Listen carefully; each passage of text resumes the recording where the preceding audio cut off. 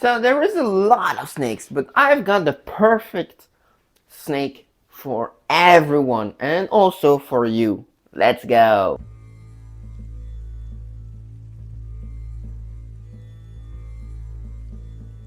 領域展開エビの部屋 So, you've seen it. The first perfect snake for everyone is the corn snake.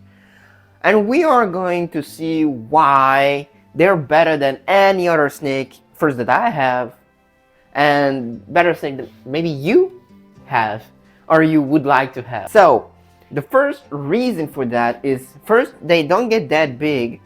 They can get pretty big for a corn snake, at least they can get big, but they are averaging 4 to 5 foot, so they're not like giant, massive retics, and they're not teeny tiny sand boas, Canadian sand boas, or blind lizards or blind snakes.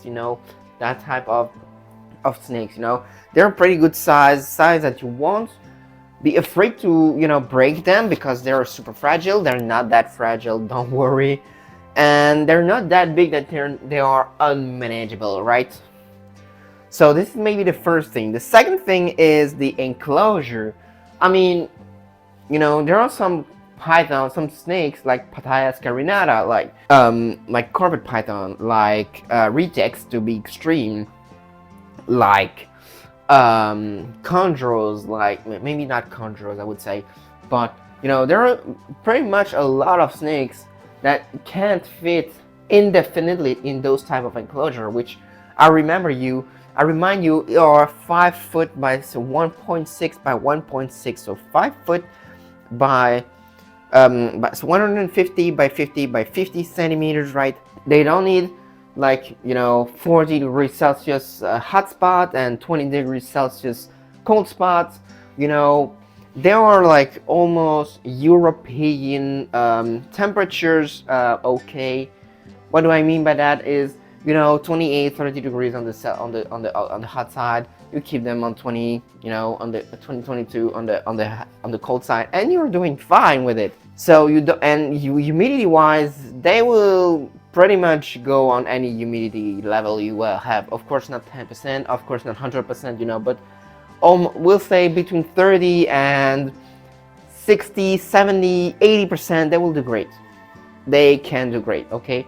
They will range into that stuff where, they're pretty much, bulletproof snakes also. Well, they're not invincible snakes, but they are quite okay. You can do quite, you don't do mistakes, but if mistakes happens, they will, forgive you better than some snakes to be extreme dragon snakes, for example. Yeah. The next thing is, about their behavior. As you can see, these snakes are pretty much active, and when you have a snake, most people, and I'm not talking here about breeders, most keepers just keep people that just want one snake or two snakes like this, and that's it. They will love to be able to interact with the snakes, don't have defensive snakes. I'm talking here scrub pythons, even though they can do pretty good. And they're not shy, ball pythons, and they will be happy and stuff with moving a lot, and yeah, being able to go almost everywhere with you. Well, don't go everywhere with your snake, okay? I'm not asking you to do this, right? I'm sitting because she can't stop moving, but this is pretty much the perfect snake. They will never bite. Of course, a snake can bite, and if you search for it, they will bite you, but they won't bite you every single time. And they get food crazy when you make them a little bit, when you make them hunt. Which what I do with her is I make her hunt into the enclosure. Having the mouse at the end of the tongue, and just making her roam around all the enclosure crazy. She pretty much like it, I think, and this is a great exercise also. So they are the perfect snake for people with not a lot of experience because of how forgiving they are with mistakes. Even though, please don't make mistakes, but if you do, if it happens, because it can happen, it can happen. So they will forgive you most of them. You know, if you go out of electricity for an hour or two and the enclosure is 15 degrees, 15 degrees, you know, for 2-3 hours, there's no problem, but don't do it. But if it happens, it can happen, there's no problem with that. Most snakes will be pretty cool with 2-3 hours with 15 degrees. Some won't, some yes, but you know, these guys are doing really well into that type of environment. If you want to know, yes, of course they come from they come from the US, and I will put you a map here or on my face so you can see how far they go, how far they are, and where they are actually in the US. But let's say most of them come from around Florida stuff, you know, and stuff. Most we have here they come from the Florida area, and these guys, you know, even though there it's pretty humid, you know, it can be pretty hot and it can be pretty cold, but it's pretty humid where they live actually. Yeah, they will do really well. Almost every type of setup you can give them. They are not said to be semi-arboreal or fossorial, but if you can give them a good layer of substrate, they will dig. If you give them a little bit, you know, of climb opportunities, I'm not saying height because 50 centimeters, so 1.6 foot is not height, but they will do pretty good, right? They will use it a lot, you know. When I can give her a little more climb opportunities, like more of a type of the enclosure of the carpet python, I will do it, and you'll see. I'll give you some footage on Instagram. Don't forget, you know, you can follow me on Instagram, AodaReptile. And yeah, so for me, they are the if you don't really know what you want, and well, first do your research, of course, but you know, if you are like, hey, my kid, by the way, watch that video before. Hey, my kid wants a snake. What's the perfect snake? Corn snakes, all every day. These snakes they will eat every single time, you know, and the only maybe thing, you know, that is better to do is hibernation. I'll be honest with you, I kept corn snake for 6 years straight. Out of the 10 years I'm keeping snakes, and you know, never did a brumation in my life, and they did good, right? They did pretty great, you know. No worries if you don't do it. If you want to go an extra mile, better for the health, do it, but it's not something you have to. Of course, if you want to breed, it's always better, but I'm not here to talk about breeding. Yeah, so there, as you can see, she can't stop moving, you know. And of course, if you want the snake, you know, you put on your shoulder, on your lap, and you go watch a movie. That's not your snake. But I mean, most people, and that's, you know, a snake that is pretty popular with kids.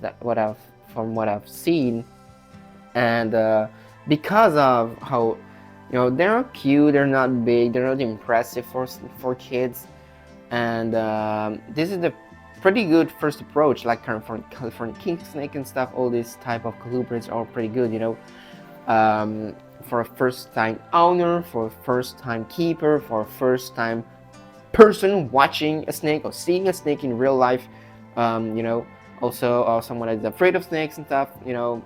Yeah, why not the perfect snake? I mean, I'll here make a comparison. Ball python, and I made one here corresponding with the ball python. Ball pythons have infinite type of color, pattern, etc. But in my opinion, the real indefinite color, pattern, and variation comes to corn snakes. Here I have a snow corn, to be pretty, for the breeders, for the genetic nerds here out there.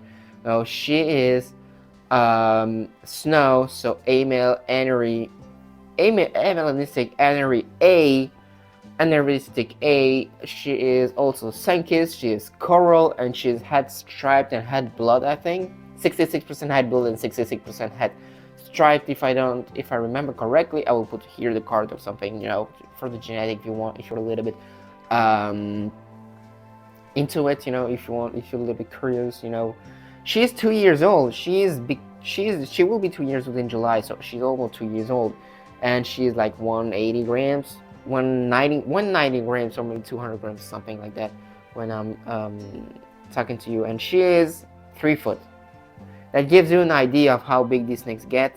When they reach adulthood, she has to grow still a lot, you know, because I know that my first snow cone was when she was 10 years old, because I got her when she was like 4.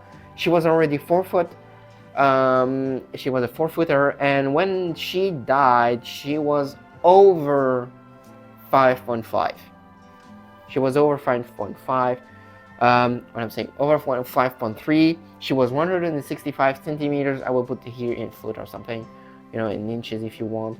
Yeah, so they can be pretty big, you know, but I mean, 5-footer are already a bit more rare. It's for older individuals, and 6-footers. I mean, I've heard once of a 6-footer, but that's it. So 6-footers in corn snake is something way more rare than you would ever imagine. Maybe even more rare than the rarest morph ever in corn snakes, right? You know, and yeah, as I said, in morphs and stuff, they come in white, they come in black, they come in pink, they come in green, almost green, almost blue. They come in gray, they come in red, they come in yellow, they come with stripes, with patternless, scaleless. You know, there's a bunch of different mutation that you can have with the snakes. And I will show you my other one, because I have 2, you know that. I have 2. I will show you the other one, and then we'll wrap up this video. So he's still a tiny snake. I'm not saying this, but here is, for example, an Henry sun-kissed, het castagne, and het for a male. So actually he can produce snows, which is why I chose him over any other snakes, corn snakes. You know, he's teeny tiny. He is like 7 months or so when I'm filming, and he is like 35 grams, so he's not big, you know. When I got him, he was like a month old or so, and he was 9 grams. So these snakes come in pretty small package, and they are pretty small, you know, for a snake, for a pet snake. They're not big snakes, right? So that was, I think that is pretty it. Yeah. So I hope you enjoyed. Don't forget to like, subscribe, comment, and share. Don't forget to show love to these guys. Look how curious she is. Yep. So don't forget to like, subscribe, comment, and share. Don't forget to support USR. Don't forget to participate in the Pets group. Don't forget Unicat. Don't forget responsible reptile keeping. And I hope to see you. Oh, and don't forget to support me on Instagram, AodaReptile. And I hope to see you on the next one.